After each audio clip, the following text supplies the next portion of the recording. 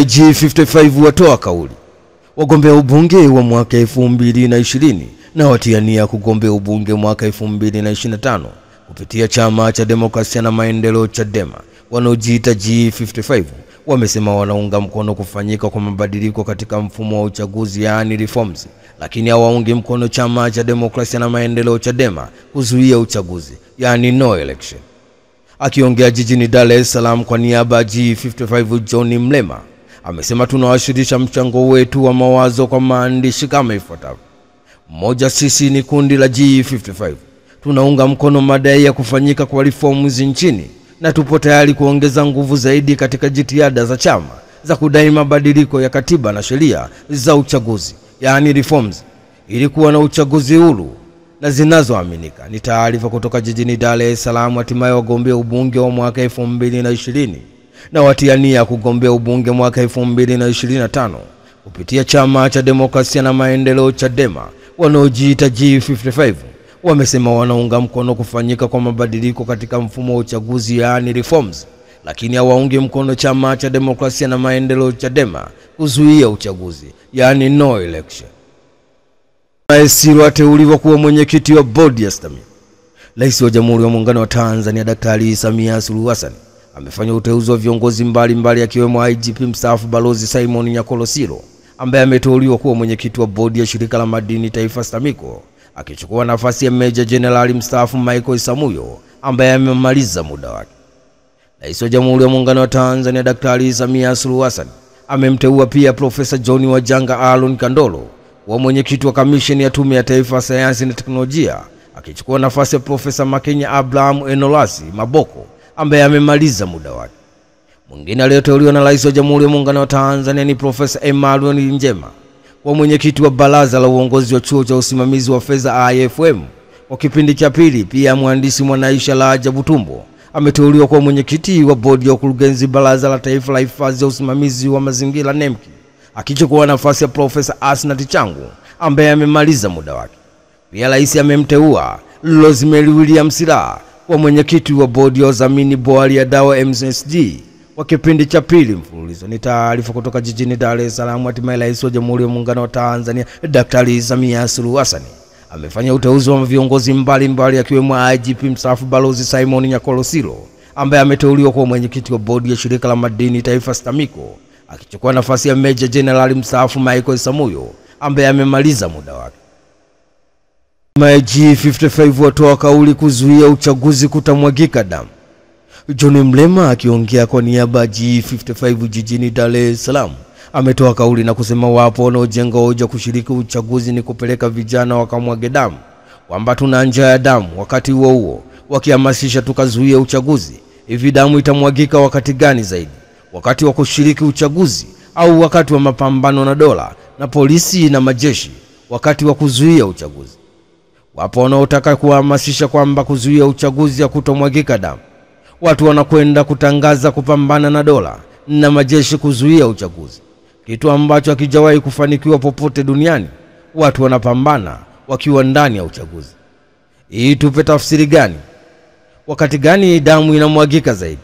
Sisi tunaotaka tugombee tunakwenda kuepusha vijana wetu kuumizwa wakati wa kuzuia uchaguzi. Ni maneno ya John Mlema akiongea kwa niaba ya G55 jijini Dar es Salaam, akitoa kauli yake kumbe wapo wanaojenga hoja kushiriki uchaguzi ni kuwapeleka vijana wakamwage damu, kwamba tuna njaa sana na damu, wakati huo wakihamasisha tukazuia uchaguzi. Hivi damu inamwagika wakati gani zaidi? Wakati wa kushiriki uchaguzi au wakati wa mapambano na dola na polisi na majeshi wakati wa kuzuia uchaguzi? Hatimaye Daktari Nchimbi atoa kauli ya kuna wa kuzuia uchaguzi.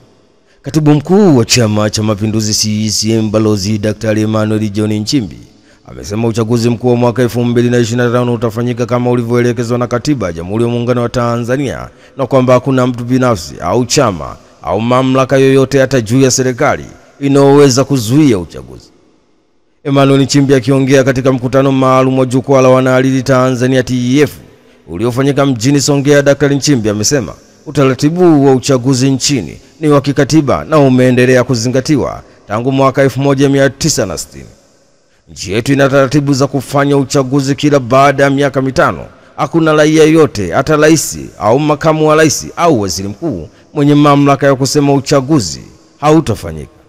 Ametoa kauli hiyo kufuatia mjadala unaoendelea juu ya ushiriki wa vyama vya siasa, hasa chama cha demokrasia na maendeleo Chadema katika uchaguzi huo, wakisema bila mabadiliko ya mfumo wa uchaguzi hautakuwepo, wakimaanisha no reform no election. Ni taarifa kutoka huko Songea. Hatimaye katibu mkuu wa Chama cha Mapinduzi CCM Balozi Daktari Emmanuel John Nchimbi amesema uchaguzi mkuu wa mwaka 2025 utafanyika kama ulivyoelekezwa na Katiba ya Jamhuri ya Muungano wa Tanzania, na kwamba hakuna mtu wa binafsi au chama au mamlaka yoyote hata ya juu ya serikali inayoweza kuzuia uchaguzi usifanyike.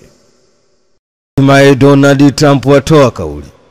Rais wa Marekani Donald Trump ameitangaza na kuionyesha rasmi kadi ya godi ikiwa na jina la Trump Card yenye sura ya Trump, ambayo itagharimu US milioni 5 sawa na bilioni 13, ambapo mtu atakayenunua atapata fursa ya kuwa mkazi wa kudumu nchini Marekani kama ilivyo kwa watu wenye green card. Mpango wa kuanzishwa kwa kadi hiyo ulitangazwa mara ya kwanza na utawala wa Trump mwezi Februari mwaka huu, ambapo rais wa Marekani Donald Trump amesema ndani ya wiki 2 kutoka sasa kadi hizo zitaanza kuuzwa, zikiwalenga zaidi raia wa kigeni wenye uwezo mkubwa wa kiuchumi, ambapo rais wa Marekani Donald Trump analenga kuongeza kipato kwa taifa la Marekani kupitia kadi hizo. Na tayari Donald Trump amesema kadi ya kwanza atainunua yeye mwenyewe. Miongoni mwa faida za kadi hizo ni kupata haki ya makazi ya kudumu nchini Marekani, kupata uwezekano rahisi zaidi wa kupata uraia wa Marekani, itasaidia kampuni za Marekani kuwaingiza wafanyakazi wenye uwezo mkubwa wa kazi nchini humo, ukilinganisha na mfumo wa kupata green card ambapo mchakato wake una vipengele vingi na hata wengine kutapeliwa wakati wakipambania uraia wa Marekani. Ni taarifa kutoka nchini Marekani. Hatimaye rais wa Marekani Donald Trump ameitangaza na kuonyesha rasmi kadi ya green card, ambapo Donald Trump ameita Trump Card yenye sura ya Trump, ambayo itagharimu US milioni 5 sawa na bilioni 13, ambapo mtu atakayenunua atapata fursa ya kuwa mkazi wa kudumu nchini Marekani kama alivyo kwa wakazi wengine wenye green card. Ni kosa la jinai kupekua simu ya mpenzi wako. Mkaguzi msaidizi wa Jeshi la Polisi Tanzania kitengo cha dawati la jinsia, ulinzi wa watoto, makao makuu ya kipolisi Dar es Salaam, Afande Wilford Wila amewakumbusha Watanzania kuwa kwa mujibu wa Katiba ya Jamhuri ya Muungano wa Tanzania ni kosa la jinai kupekua simu ya mpenzi wako au simu ya mtu mwingine yoyote bila ridhaa yake. Akizungumza baada ya kutoa semina kwa makundi maalum likiwemo kundi la polisi jamii, makundi mbalimbali mkoani Geita, Afande Wila amesema amelazimika kuwakumbusha hayo kwa kuwa kumekuwa na changamoto kubwa sana katika familia, hasa kwa mke na mume kugombania simu kwa nia ya kutaka kupekua, kutazama kilichomo. Afande Wila amesema unakuta mwanamke au mke anagombania simu ya mume au mume anagombania simu ya mke, sio kwa nia njema ila kwa nia ovu, kwa lengo la kupekua simu ya mwenzie. Kwa mujibu wa Katiba ya Jamhuri ya Muungano wa Tanzania, kila mtu ana haki ya faragha na usiri.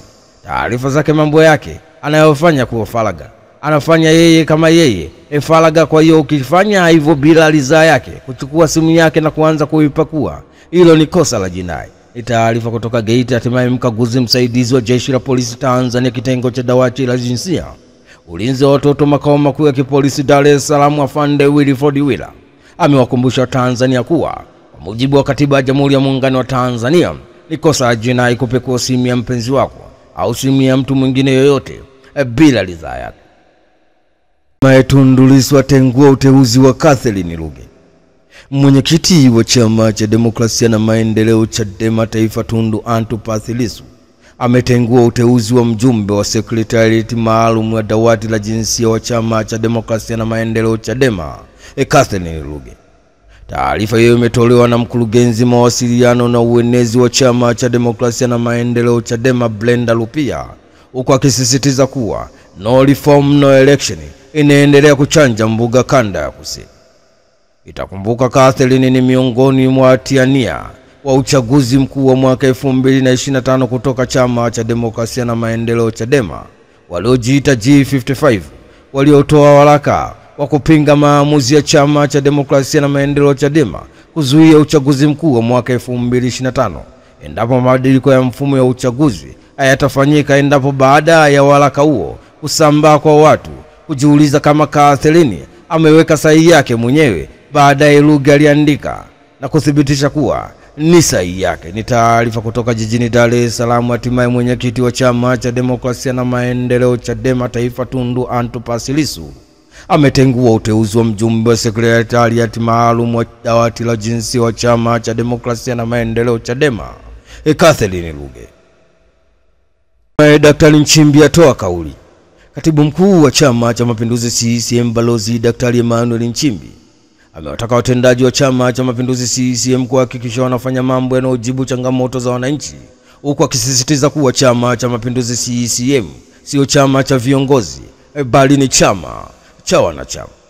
Balozi Daktari Emmanuel Nchimbi amesema hayo wakati akiongea na wananchi wa Mbinga mjini alipokuwa njiani kuelekea wilaya ya Nyasa, ikiwa ni ziara yake ya siku 5 katika mkoa wa Ruvuma.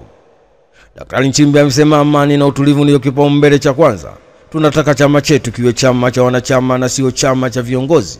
Chama chetu lazima kiendelee kufuata wananchi wanataka nini, kwa kujua kutoka kwa wanachama wetu. Chama chetu akiwakilishi mawe, chama chetu akiwakilishi matofali, bali Chama cha Mapinduzi CCM kinawakilisha wananchi. Ni taarifa kutoka huko Ruvuma. Hatimaye katibu mkuu wa Chama cha Mapinduzi CCM Balozi Daktari Emmanuel Nchimbi amewataka watendaji wa Chama cha Mapinduzi CCM kuhakikisha wanafanya mambo yanayojibu changamoto za wananchi, huku akisisitiza kuwa Chama cha Mapinduzi CCM sio chama cha viongozi bali ni chama cha wanachama.